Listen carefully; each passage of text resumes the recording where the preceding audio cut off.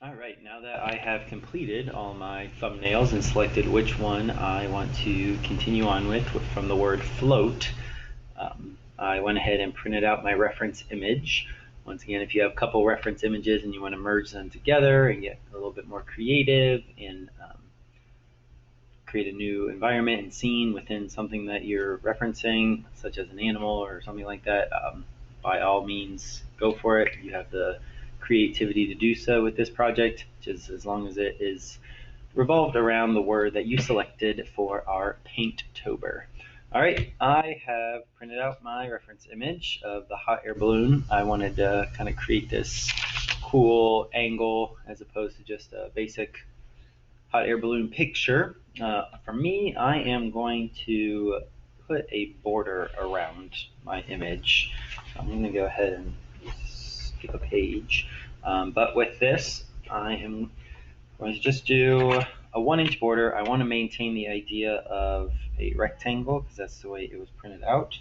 So I'm going to lay my ruler down, make a mark at 1, make a mark at 10, since my page is 11 inches wide. Make another mark at 1, make a mark at 10. You don't have to do a border, this is just a personal choice. Then I'm going to line my ruler up with those 1-inch margins and very lightly draw all the way through. Now I have my 1-inch border on that side, and then I'm going to come in and make my 1-inch border on the other side. Now I'm going to line my ruler up the other way. I'm going to go and line it up. This page is 15 inches in height. Make a mark at 1, make a mark at 14, make a mark once again at 1, make a mark at 14, and then I'm going to connect those two lines, and I'm going to stop now at the lines I already created because there's no need to go outside those two lines because that would just do more erasing for you, and I don't want to lose the integrity of my craftsmanship. All right, now I have a 1-inch border all the way around. Go ahead and take my eraser and erase those extra lines that I don't need anymore because I didn't know where 1-inch would be. And then I will be ready to start drawing. I'm kind of only doing this. I was going to go to the edge of the page, but sometimes when we do that, the page starts to curl and such. So I kind of wanted to avoid that idea. But if you do want to take it all the way to the end of the page, by all means, this is your choice. You are the master artist for your own creativity, so you do what you think is best for you. If you wanted to maybe do a square and go in 1 inch on this side and in a couple inches on this side and kind of just do a square, these are all options and possibilities for you to accomplish. But once again, you are the artist and the controller of your creations. So now that I have my frame of where the picture is going to go, hopefully you guys can see that. I'll zoom in a little bit. You can see the border that I've created. It goes all the way around and at the bottom as well. Now I'm going to use my frame of reference and go from there. Now this isn't the exact same kind of proportions as this guy, so I might add a little bit at the top or the bottom, but I'll probably start. So use your context clues. So I have my corner right here of my border, and the corner here includes that kind of pole that goes all the way through. And then so I can understand that I'm going to add my pole right here, and it's going to shoot up. And I'd say it's a little less than halfway to the top, if not halfway. So then halfway would probably be somewhere around here. So I might add a little bit more of the hot air balloon that I don't see, but that's perfectly fine. So I'm going to come in and gesture draw. And once again, gesture drawing is a quick understanding, very light, quick, just to understand the placement of where things belong, and then you can move on from there. So I'm going to gesture draw. If I wanted to use my ruler and get a perfectly straight line, that's fine. I'm going to start with a gesture of it, and then I'm going to come in and add my straight lines with my ruler. If you don't have a ruler, you could use other items. I don't know, maybe watercolor palette. Okay, so you can use your resources to obtain nice straight lines if you don't have a ruler. I'm going to come up, and it curls a little bit at the top, and then understand the thickness of it. Come down back to this point, come up, and curl around. Okay, now this big black area of the basket is referencing and mimicking the same angle as the pole, and then it has these little connectors there, so I'll get those here shortly. I'm going to come up, curl around, understand where those connecting points are, how thick they are, and the exact location of where they belong. Okay, now I can start to include my hot air balloon. It touches the edge of the reference image right about there. So that's, measure it. So that's, so I'm like taking my pencil and understanding the distance from the top to where that touches. And that is basically exactly 2/3. So if I want to try and figure out where 2/3 would be,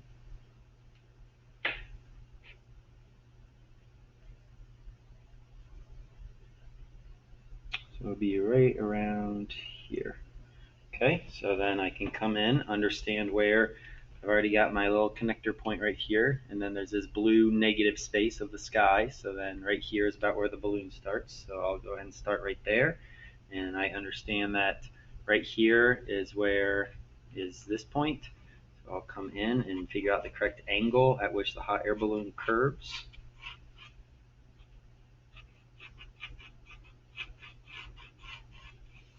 Once again, light gesture. I've got a lot of lines on there, but since I pressed lightly, I can now come in and erase all those extra little lines and keep the one that I want. Okay, so now you can see that line right there. We have 3 little connector, maybe 4, actually 4 connector points here for the wires that are holding the balloon to the basket. So I will figure out where those go. Start to draw those in. If you want to kind of measure the distance, you can get super technical with this, but I feel like I've been doing this quite long enough as an art teacher and artist myself to feel comfortable with the placement that I have selected. Hopefully you feel as confident and capable as me, as you are the artist yourself and have the ability to be creative and do all the things you want. All right, so now I can go ahead and maybe pick and choose where this big red circle is going to go, the middle of the hot air balloon. So we'll go right about here. I am pressing very lightly, figuring out where I want my circle to go. Okay. I think I need to shift it over just a little bit. So once again, I press very lightly, so I can erase that. I want to shift it a little bit more to the left. I think it was too far to the right.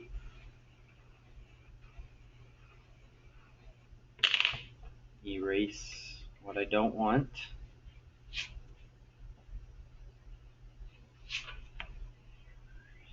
Pressing light enough to get rid of all that. I don't see any pencil lines that I previously drew, so that's good. We don't want to see any pencil lines either when our painting is 100% complete, as we want to press lightly and paint right up against our edges or our pencil lines to eliminate those. And we do not want hard outlines, as outlines flatten the image and make it look cartoony. Alright, so next we have maybe some wires up here. Got that little circle guy there coming down, another black circle guy here, shoot down, black circle guy here. Got the wire that's connected to that, and that shoots straight down.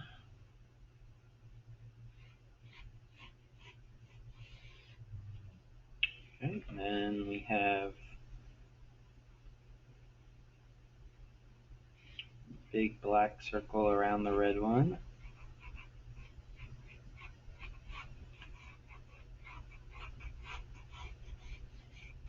mimicking the same shape as the red one, just larger.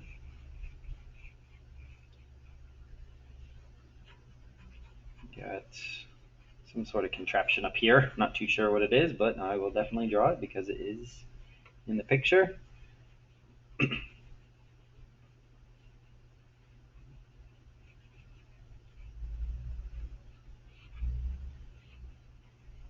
Have the cables connected to the big links there. I'll get that in here shortly, as well as the rope that overlaps the red.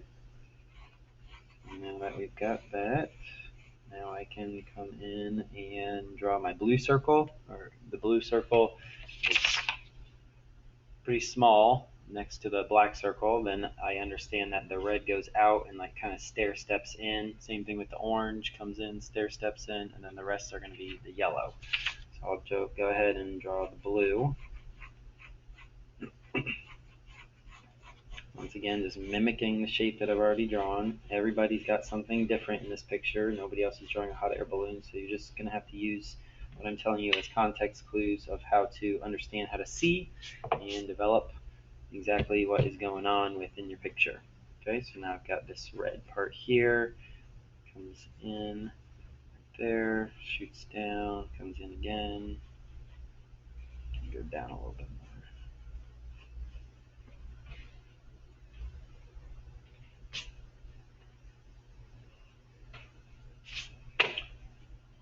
Across, shoots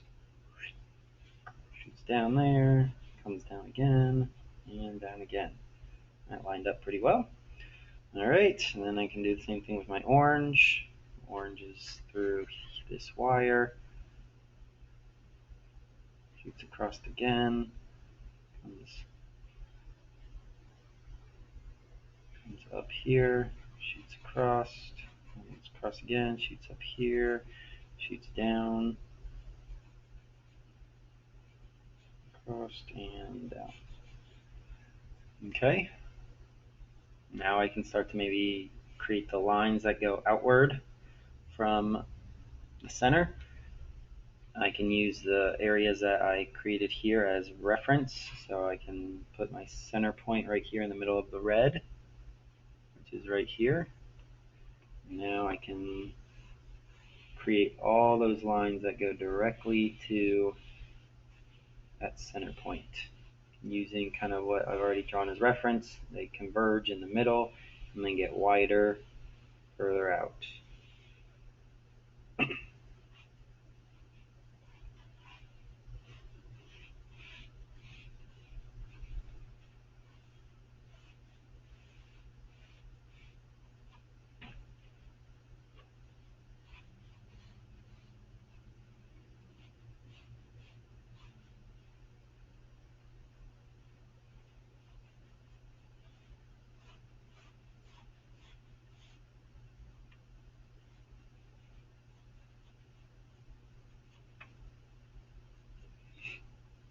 Okay, keep going with that.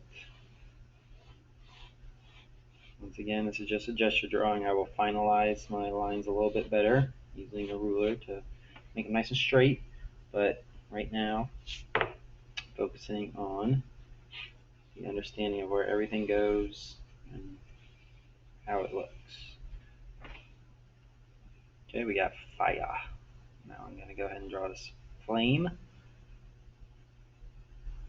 Just a quick gestural study of it. Erase everything on the inside of it because the fire overlaps the hot air balloon, so now I don't see any portion of this hot air balloon anymore. Okay, but then I'm going to come in and draw my carabiners.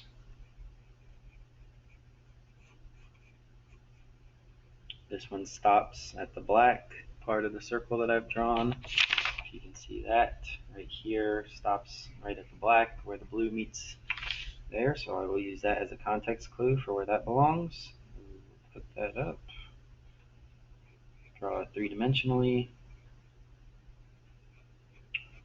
They link.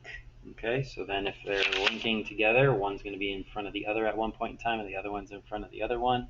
So you can see how this one goes through the one that's more angled that way.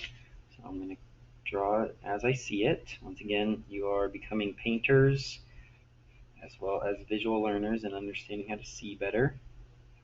So hopefully once you have drawn it and painted it, you will be like, oh, I understand now how things work in the real world.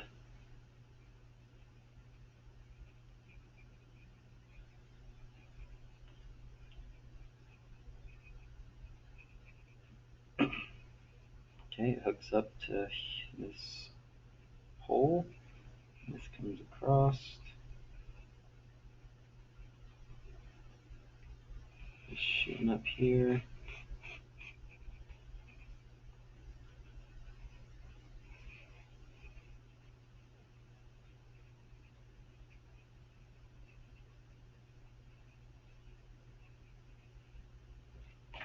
Finish off my lines.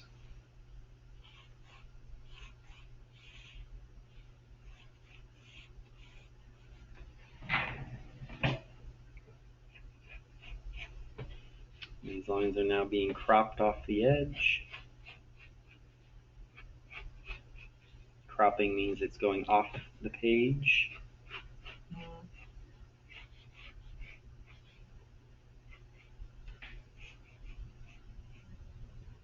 Don't want that.